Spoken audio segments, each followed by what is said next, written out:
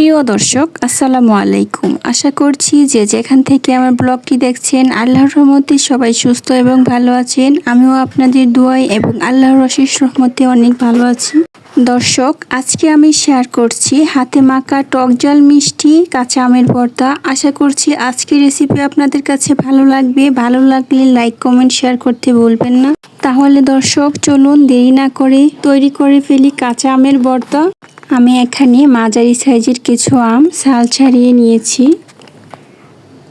ছাল ছাড়ানো হয়ে এলে একটি স্ট্রেনারের সাহায্যে আমগুলিকে কুচি করে কেটে নিব। যারা বটি দিয়ে আম চিকন করে কাটতে পারেন না তারা এই স্ট্রেনারটা ব্যবহার করতে পারেন। এই স্ট্রেনারটি দিয়ে ভর্তার আম পারফেক্টভাবে কেটে নেওয়া যায়। আম কাটা হয়ে এলে আমি এখানে দিয়ে দিলাম পরিমাণ মতো লবণ, 1 চা চামচ মরিচের গুঁড়া, 3 চা চামচ চিনি।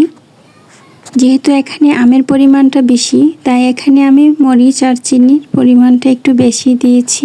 এখন আমি হাত দিয়ে এভাবে মেখে ভর্তাটা তৈরি করে নিব। ভর্তাটা কতটা মজাদার হবে সেটা নির্ভর করে ভর্তাটা মাখার উপর। আমি এখানে শুকনো মরিচ ব্যবহার করেছি, আপনারা চাইলে এখানে ভাজা মরিচও ব্যবহার করতে পারেন এবং চিনির পরিমাণটা কম বেশি করে নিতে পারেন।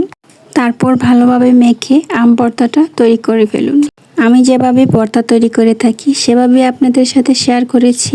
আমার ভিডিও আপনাদের কাছে কেমন লাগে অবশ্যই কমেন্ট করে জানাবেন। আমি কিন্তু অনেক কষ্ট করে আপনাদের জন্য ভিডিও তৈরি করি। সেই ভিডিওগুলো যদি আপনাদের ভালো না লাগে তাহলে আমার কষ্টটা ব্যর্থ। তো যাই হোক, সব কিছু মিলিয়ে আমার পাশে থাকবেন, আমাকে সাপোর্ট করবেন। ধন্যবাদ সবাইকে। সবাই ভালো থাকবেন, সুস্থ থাকবেন। আসসালামু আলাইকুম।